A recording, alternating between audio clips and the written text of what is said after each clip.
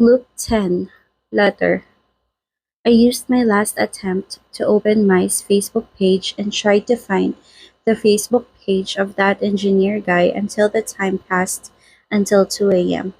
The more I tried, the more I realized that there was no better way than letting Tall ask Mai to be his girlfriend. When she becomes his girlfriend, her ex will come to them, which makes everything so much easier. I turned off the laptop screen that I'm trying so hard because I want to make Tall mine, even though I know that being my boyfriend is not an exact solution. I sighed in frustration, trying to overcome my selfishness, and picked up the phone and messaged Lion to Tall. I gave up. Go ask Mai to be your girlfriend tomorrow.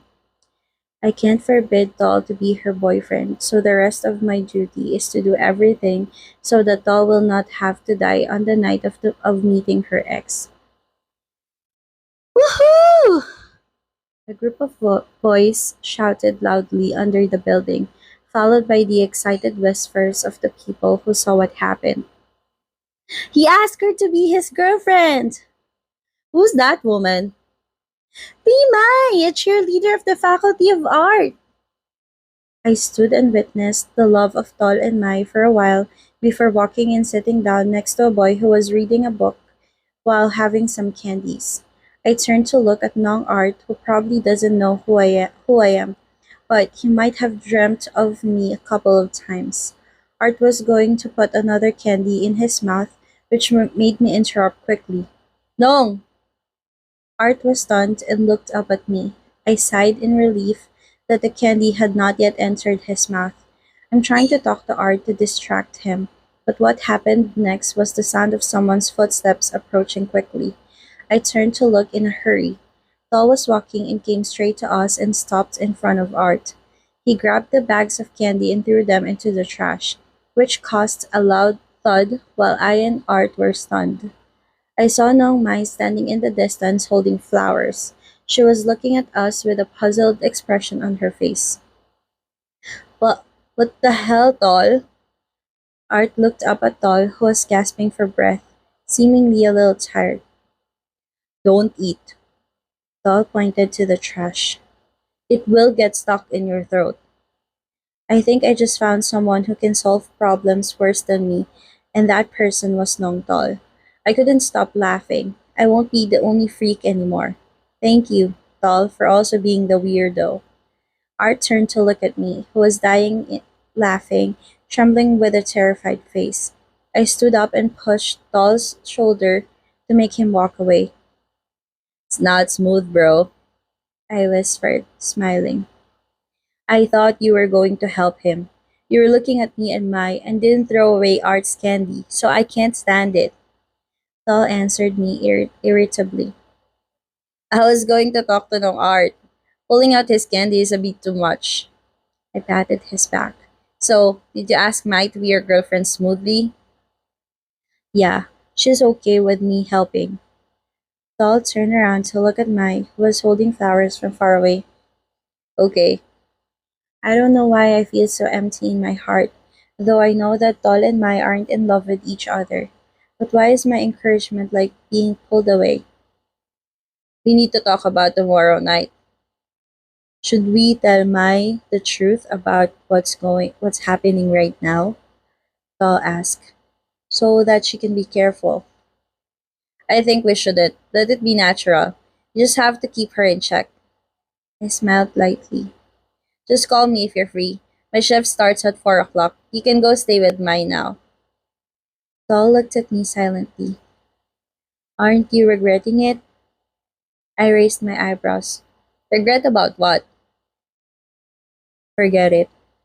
Tall walked away from me and went straight to his girlfriend.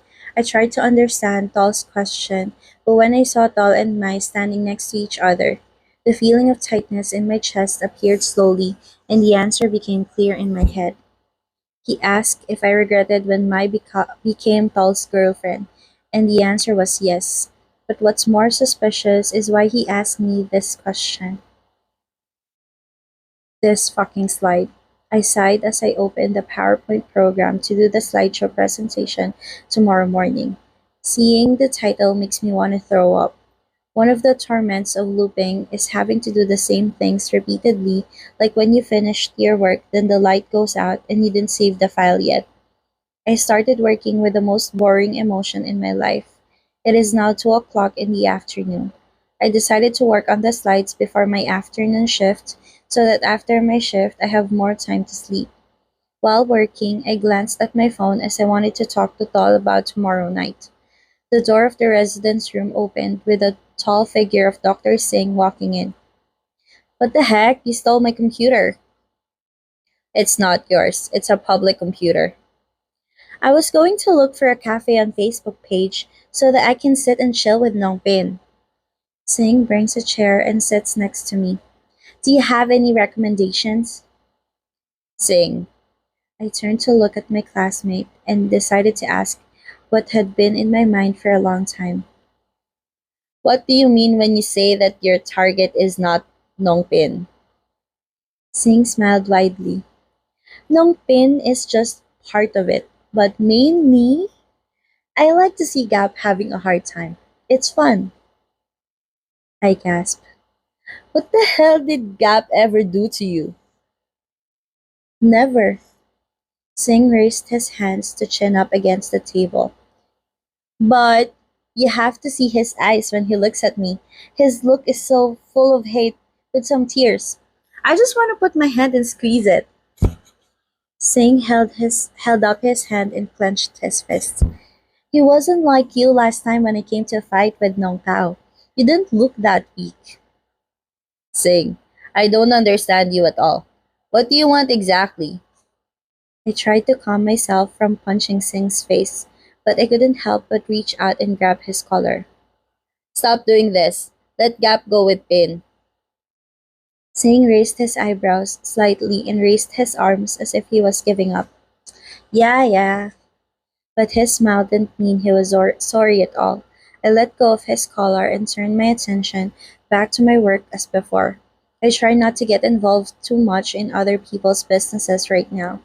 I have to take care of mine first. Still, haven't got any cafe. We'll have to go ask Nongpin later. Singh stood up and walked slowly out of the room. I shook my head tiredly. I have to concentrate on work. The faster I do, the more time I have to deal with Tall's matters. I will not do this carelessly anymore because I won't be doing this again. Everything has to end in this loop. Tall must not die. My phone vibrated as the screen lit up. I glanced at the line message that had been sent. When I saw the name of the sender, I quickly grabbed my phone and opened it. Eatin. Paul sent me some pictures. It is a photograph of a piece of paper with scribbled handwriting written in a red marker. The text said, broke up with her, or else you're screwed. I immediately replied as soon as I saw the picture. I remembered one time when I walked to Tol and he thought I was Mai's ex. Tol mentioned some threatening letters. This was probably what Tol said in that loop. Where did you find it? It was on the floor in front of my room in the dorm. I'm worried about you. Did anyone see who put it down? Trying to ask my friends in the dorm. Try looking at the CCTV. You should see who did that. Okay. Can you remember if you asked to see the camera in the previous loops? I've never dreamed of seeing it, so maybe not. I let out a sigh of relief as I found something that could be fixed. I want to leave my work and go help Doll, but I can't be selfish in doing that. This loop has to be the last one. Everything must move forward. If I do something strange here, it will affect my assessment of my studies in the future. Then try doing that. Tell me if you have something new. Okay. If today we knew who my ex boyfriend was, I could stop the event of tomorrow. I turned my attention to my work in front of me and tried to bring back my senses that were scattered because of Doll. So excited about this to succeed, I've come this far. I don't want to go back again and again because I don't know how long my spirit will last if I have to be stuck in the next loop again. My patience would surely break and go crazy. Wow, how the hell did you do that? Dodging all the punches just like you knew in advance which question Professor Mam would ask. Singh wrapped his arms around my shoulder while walking out of the conference room. No one ever survived Professor Mom before. Everyone died, but your corpse is the most beautiful. I removed his arm from my shoulder. Go away, you pervert. Singh laughed. Pervert, but handsome. Oh, and don't forget your promise. I exchanged shifts with you, and you bought me and Vin two honeymoon seat movie tickets. I sighed. I'll give it to you tomorrow. I used the same plan, which was to exchange this afternoon shift with Singh and get two movie tickets, so that I can spend time with Tall until the end of this dangerous night. I will never let Tall go until we see the sunshine of the next day together. Singh looked at me. Why are you making your face like that? Did someone break your heart? Don't mess with me. I'm stressed. I walked over and grabbed my black stethoscope and hung it around my neck. Just go somewhere. You'll have to come back for the afternoon shift instead of me. Surely dating a girl. Singh bit his lip and made a sound. It's okay, you helped me a lot. Let me help you as well. Singh patted me on the shoulder and walked out of the room. I looked at the back of Singh's shoulder. Just let me get out of the loop first and I'll come and deal with you again. I feel pity for Nongpin and Gap who have to be Singh's toys. When I walked out to the emergency room, I noticed Gap was hiding behind a pillar until Singh walked out. Gap then carried the patient's chart and came to me. I just happened to notice the unusual behavior of Gap in this loop. Yeah, need consult. Gap walked up to me, carrying the patient's chart. I looked at the young man in front of me. He must be shocked to hear that this afternoon shift will be with Singh instead of me. A 35-year-old female patient has SLE with a sudden syndrome of incomprehensible speaking. It might be a relapse of SLE, but I wasn't sure whether to do CT now or not. If you can tell from the stroke, then go ask for it. Go through the blood test and check the active SLE as well. In the previous loop, I spoke badly to Gap. This time, I'll have to do it again. Gap was also scared because of Singh. I should not make him more stressed. Okay, Hia, Gap answered diligently and walked quickly to the patient. Today's the day I remembered most of the cases because I've been through them many times.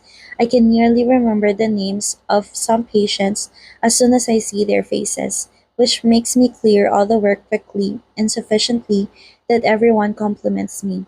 However, this is just to make me leave work on time and go to meet Doll to ask about tonight.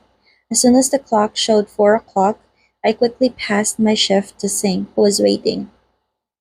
Okay, you can go now. I'll take care of everything from now on. Have a good time with your girl. Singh patted my shoulder once before entering to look at the new case. I turned around and saw Gap, who was walking away from Singh. Be patient, Gap. If Doll survives tonight, I will come back and deal with Singh for you. I walked back to the resident's room to change my clothes into a t-shirt and shorts. Then I quickly rushed out of the emergency room. End of Loop 10. Letter.